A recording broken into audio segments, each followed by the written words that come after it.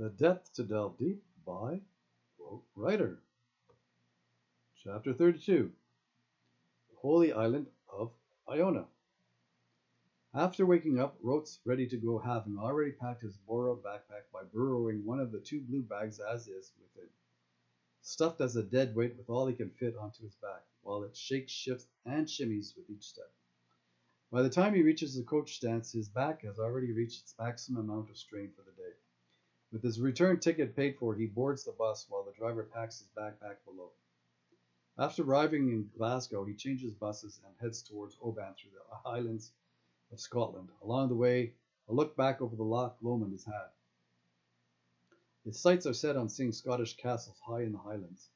Some, if not all, are in the state of ruin, each with its unique history. In Oban, Rote boards the ferry to Mull by buying a return trip ticket as well. The ferry ride over is no more than an hour. Once there, two coaches are waiting for the passengers, walking off the ferry. Both buses are going in opposite directions from the ferry terminal in Craignure.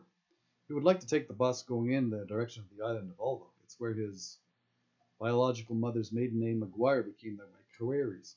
The Maguires were the Magi of the air. Magi of air.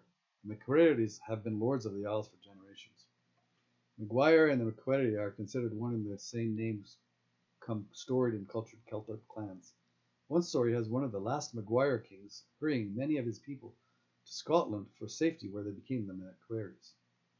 Meanwhile, the other bus travels to Iona. Both islands, Ulva and Iona, are stationed as secure satellites to the much bigger island of Mull. He boards the bus to Iona with another return fare. Along the way, Rote mulls over how barren the hills are along Mull's desolate landscape. It's not how he wants to picture any part of Scotland. Rote rides the bus through the yellow-stained hillside on that particular side of the island of Mull towards Iona. He imagines the bens and the glens in primitive times pleasing with old-growth forest. He can still see the remnants of clear-cutting, much like he's seen in his own country. Though the time lapse for when the clear-cut begins here and elsewhere might be in the hundreds, if not thousands, of years. This guess, with so many people living along amongst a comparably tiny group of islands, the supply moreover met by demand draws upon the timber resources. And from what he's seen so far of England and Scotland, he imagines Ireland and Wales have few forests. No forests, just clumps of trees and farms as far as the eye can see, with a tree transplanted here and there. Farmland fences steeped in stone covered in moss, a few ewes standing like sentient souls, just watching the rolling green hills of grass. No more heather moors to regenerate a forest once filled with flora and fauna. Now all is managed and maintained by many grazing sheep and fires that keep. He learns the last wolf to be killed in Scotland happens in Inverness Shire in 1743. Something every Scot seems to know, almost as if it were a good thing. Rote's reticent, concerned with his country's fading forests. The bus arrives at the far side of Mull, where the next ferry terminal, Fionport, is no more than a stone's throw away from Iona. Rote boards another ferry after buying another return ticket, giving him the assurance his way back to the giving him the assurance his way back to the convent is completely covered. No cars are on the final ferry over, save for a few of the locals with farms and such. The island is car free. The ferry ride is short, for the distance is minimal, 5 minutes, if that. On the island, the pilgrim has the topography of the isle imprinted on his mind from the many internet searches previewed on behalf of his pre-planned pilgrimage. Now a reality as the ferry ferries into Iona's tiny landing pier. Rote strains his back with his overweight and awfully awkward backpack. The backpack shifts left and right with every step. It tolls double the strain.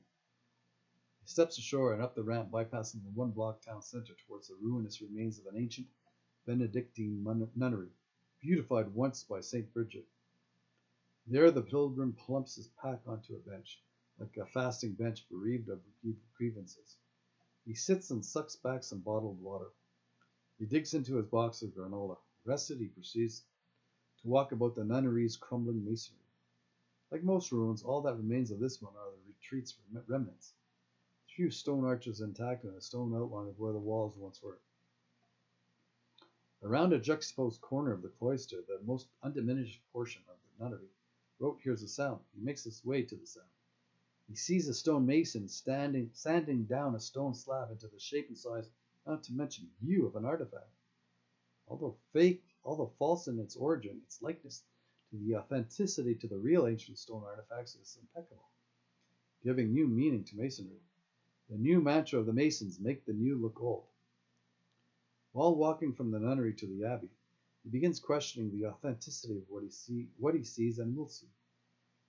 In front of the abbey atop the Torab is a stone Celtic cross that by all appearances stands in the day of St. Patrick and Columba. Roe remembers the early Christians, while trying to incorporate their religion with the Celts, circled the axis of the Christian cross with Celtic knots, in a form likened to a wreath. The Celtic cross he sees appears old, although its authenticity stands in judgment of the island's highly held history. Rote doesn't believe in the verity of the Celtic cross seen, nor the abbey as a real thing.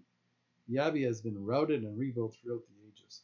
Some parts seem authentic. The slabs hoisted and secured along the walls of the abbey's arbor represent historical Scottish kings, and a few Irish ones as well. He leaves the cloister through the church and picks up a couple of candles placed along the stairs to give a light at night. With the priory and priory seen, his historical hodgepodge side of the trip is set. Now the spiritual side is about to sprout. Yeah, he heads along down the dirt road away from the abbey, bypassing some people. They help him in the right direction towards a hostel, understood to be the only one on the island. After a brief chat, he finds out they're a part of an ecumenical community destined for daily masses at the abbey. He continues along to the hostel, seemingly more like a farmhouse near the end of the island's length. Once inside, he meets the owner. After asking the cost he can't afford, he's informed that along with it being the only one to be found, the entire island is booked for the Easter weekend. With that, Brooke steps out thinking he really only stepped in to see if there's a possibility to work around the hostel for a free night's accommodation.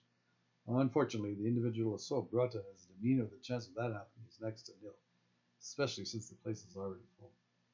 He ambles along a farm path and comes to a gate. He opens the gate, passes by a sign prohibiting pilgrims from camping. He doesn't have a choice now. An event to an adventure. He seeks shelter from a storm forming, somewhere proper to a pilgrim's plight on the seashore.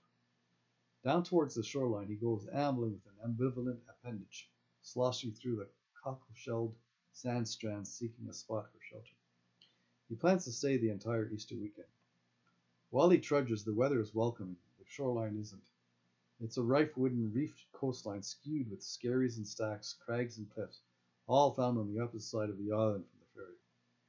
The island is no more than a mile, if that, in width and few in length. The rocky ridge-like terrain traversed doubles, if not triples, the distance determined by the cascading concourse. Gradually, he feels more and more fatigued. Finally, he sees a potential place that will solve his situation. For beyond beckoning him a beacon, a rocky-rimmed refuge, a monastic mound rising out of the sea, an island unto itself waits and abates. The tide line tells a tale, a completely independent island from the main island of Iona, at high tide, granting him his own island, and so allowing him the divine right of the kings of old, or as in his case, a right to camp legally. He carefully climbs over the crevices all the way up to the craggy rock. The climb is in itself a task in ability and agility. A mountain goat or sheep would traverse it with trepidation. Rote's backpack shifts with every steep step. The weight pulls him with the direction the pack contents shifts, sometimes dangerously close to the craggy edge. At times shifting so much he can feel the force of being pulled by the weight over the edge of the crag, down into the jagged rocks below, to be violently met with relentless waves, gnashing and biting the boulders. Never-ending crescendos of spouting sea spray endlessly crashing into the crags and crevices, spawned by a frantic Atlantic.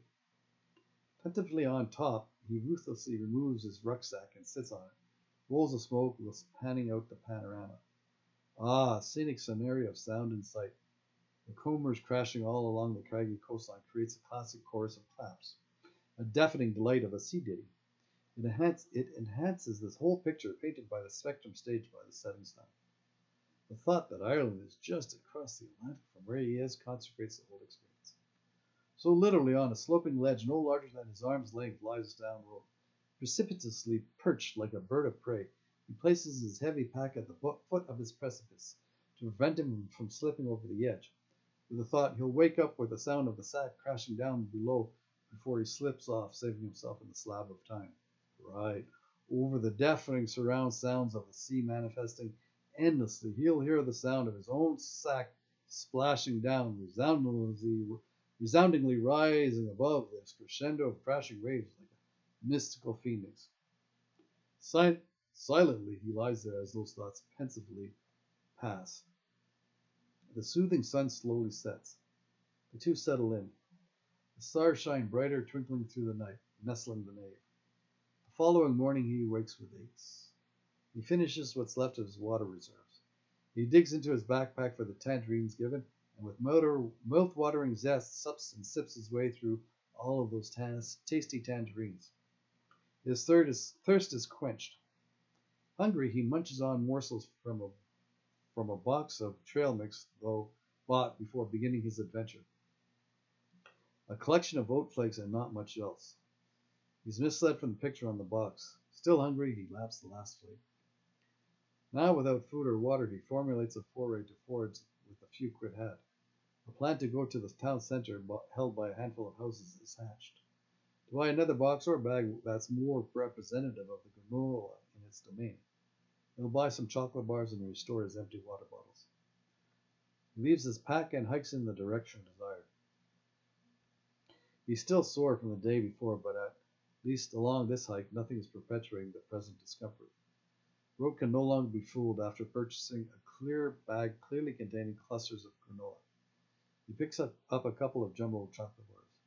These bars have a catchy slogan, still ringing in his ears after many years. He's been brainwashed by a lot since birth. Now, with enough food for the weekend, he'll wait with a few quid left for the gravity of an attraction to draw him. After leaving the island's only store, he comes along an alley-like path. He passes by a sign on one of the wooden buildings. The sign says something about Staff Island.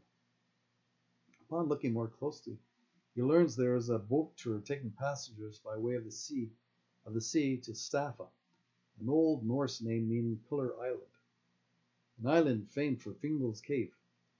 Fingal is a mythical giant who somehow has hewn, along with other giants, the giant road columns that give way to the Giant's Causeway in Northern Ireland. These same columns cross the Northern Channel and rise out of the waters to form the giant columns that statue Staffa. With departure times in mind, Rote makes his way back to his bivouac above the briny shores.